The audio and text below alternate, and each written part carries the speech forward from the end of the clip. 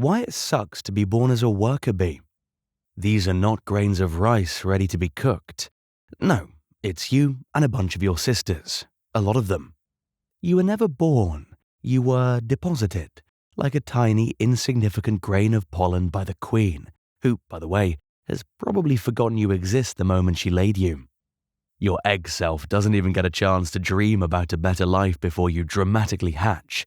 And wow, you are hideous. No wings, no fuzz, no adorable stripes, just a slimy, pale disgrace to the bee species. There are thousands of other little maggoty horrors just like you, all writhing around in this daycare from hell. For the next few days, all you do is eat and exist in pure uselessness. You do not crawl, you squish. You do not communicate, you just writhe and vibrate, like a sleep-deprived gummy worm having an existential crisis. Your older sisters, who are actual worker bees, visit your cell and shove royal jelly down your throat like an overbearing Italian grandma, except instead of pasta, it's a gooey, milky substance secreted from their faces. You do not even have teeth, yet they still manage to shove it in with the same tenderness as a garbage compactor. You have to enjoy that meal because royal jelly's for queens, literal queens. And you're not special. You get this high-end, organic, VIP treatment for about 3 seconds.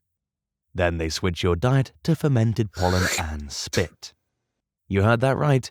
Your nutrition now consists of mouth-blended floral vomit. Imagine eating nothing but partially digested kale smoothies made by people who hate you. If you haven't noticed already, you've been born as a worker bee, and you're currently living the best part of your life. I repeat, this, being a motionless jelly-fed lava tube, is the best part of your life. Because once you're able to even breathe properly, work. Eventually, your pathetic lava self starts transforming. You do not get to glow up. No magical montage. No inspirational music. You slowly sprout legs like some horror movie puppet. Then your eyes pop open, like defective night vision goggles. Your wings burst out of your back, like someone slammed the send button too hard on evolution. You are now an awkward, half-baked mutant bee, smashing around inside your tiny cell like a confused moth trapped in a lampshade. You cannot eat, you cannot stretch, you can only sit there, twitching and mildly panicking, until finally you chew your way out. You are now a fully formed worker bee. Surely now things will improve. You'll be free. You're going to live a lavish life like the Kardashians, or maybe start a podcast on hive gossip. Ha ha ha. Nope.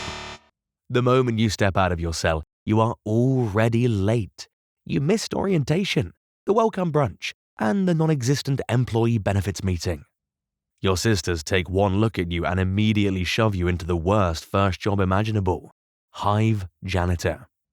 Congratulations! You're now responsible for cleaning up after thousands of bees.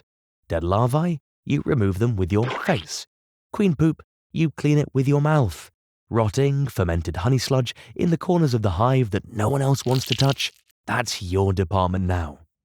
You were born less than 5 minutes ago, and they already have you scrubbing floors like Cinderella in a yellow and black prison run by a blind, tyrannical HR department. And guess what? There's no quitting. You cannot strike. You cannot unionize. You cannot even complain because bees do not talk. All you can do is suffer in silence while dodging aggressive co-workers who are literally high on flower dust and yelling about nectar quotas. For days, you mop up the never-ending filth of hive life, while the queen, who is also your mother, lounges around in a royal chamber eating better than you and laying 2,000 eggs a day, like a factory machine that has zero parental investment. She's not even made eye contact with you. You get no "good job, sweetie," no framed macaroni art on the wall, just more mess to clean.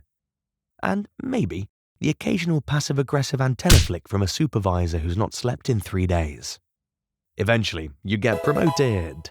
Not because they appreciate you. No one cares about your work ethic. No one sees the sparkle in your compound eyes. You get promoted because your glands have started producing royal jelly. And that means a new job, babysitter. Yay!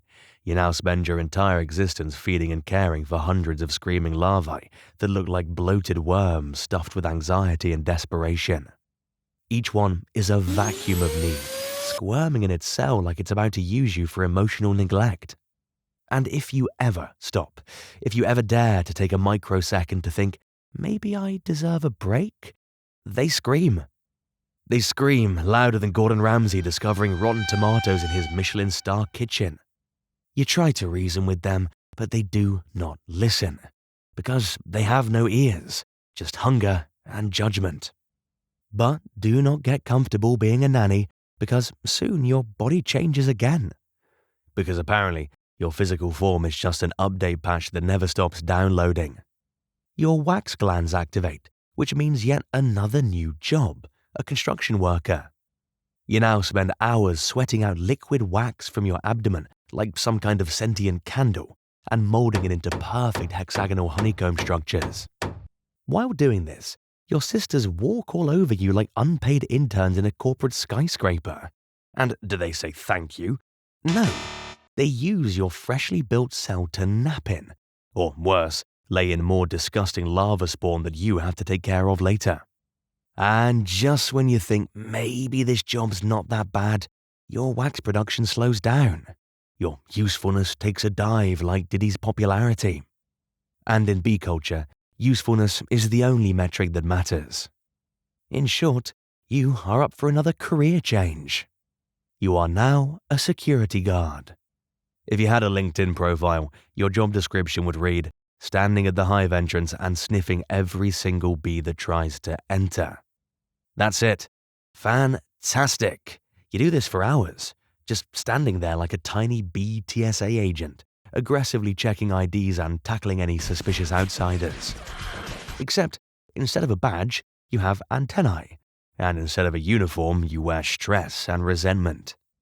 Every time you defend the hive, you risk your own life because your stinger is barbed, which means if you use it, you die. And just when you think this nightmare cannot possibly get any more worse, it's time for your final, most dangerous promotion. You are now a forager. The job description? You'll be leaving the hive for the first time in your life to collect nectar and pollen. This is all exciting for you.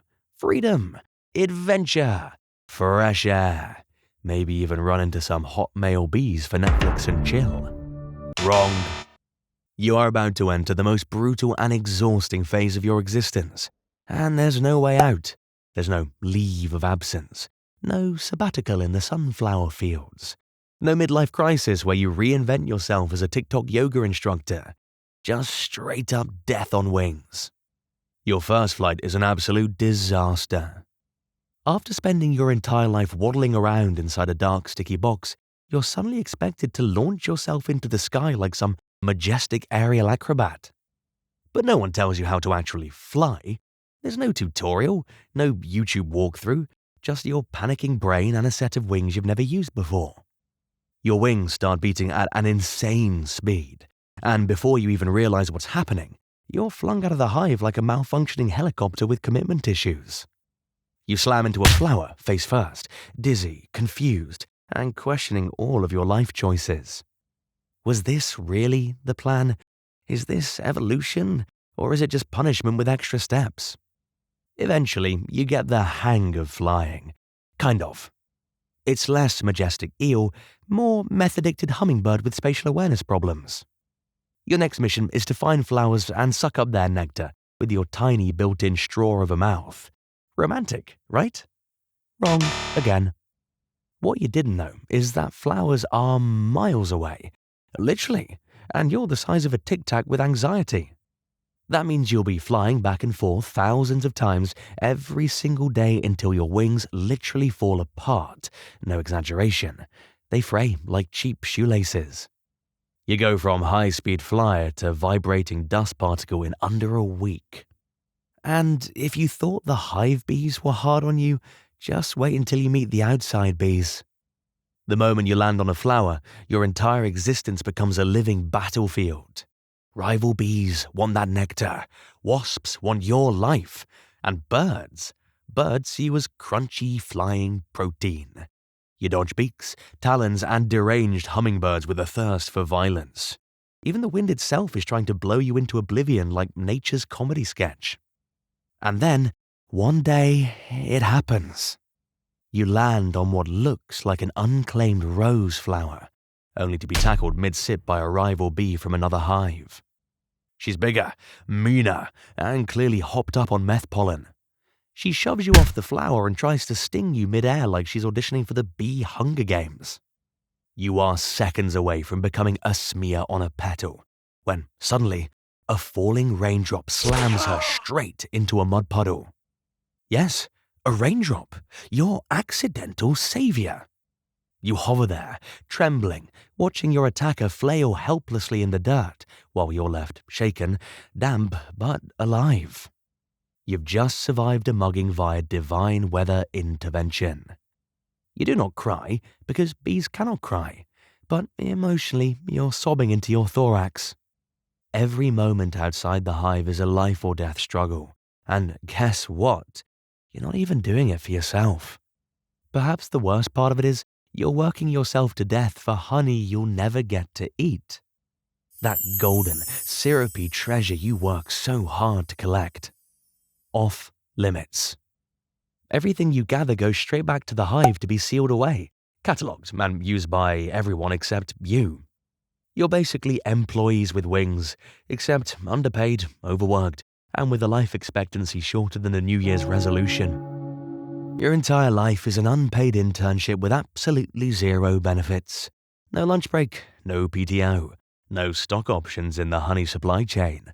Just sore wings, crippling stress, and a pollen-induced headache that never goes away. You come back to the hive after a long day of exhausting labor, covered in pollen, running on fumes, and what do you see? Robber bees. That is right. Bees from another colony have broken in and are stealing your hard-earned honey. They're fighting your sisters, wrecking the hive, knocking over your perfectly waxed storage units like drunk burglars at a sugar rave. And that is when you lose it. Not your hard-earned honey. This is your life's work. You've been flying through death winds and dodging murder birds for this. You just can't have it. You snap. You charge into battle, locking onto one of the intruders like a tiny, furious missile. You grab onto the robber bee, curl your body, and drive your stinger deep into her exoskeleton. It is a perfect hit. You've won. Your whole life has led to this heroic moment. Sweet, sweet victory. But as you try to fly away, you feel it. A sickening, pulling sensation. Your stinger is stuck. You panic, thrashing around, a fish out of water. But it's too late. The barbs have anchored into your enemy, and when she pulls away, your entire lower abdomen rips apart. Your insides are now your outsides. Your nerves are screaming. Your guts are screaming. You are screaming internally because you cannot make noise. You fall to the ground, vision dimming, the sounds of the hive fading into the distance like a sitcom ending with no applause. You have spent every moment of your short, miserable life working non-stop, only to end up dying trying to protect your life's work. This is how it ends. No funeral, no recognition, no folded bee flag for your family, just you. A lifeless husk of overworked sacrifice, lying in the dirt while the hive continues on without you. No one notices. No one mourns. In 10 minutes, another worker will clean you up like spilled jam on tile. Perhaps the only solace is that all this happened in 6 weeks. That is how long a worker bee gets to live, if lucky.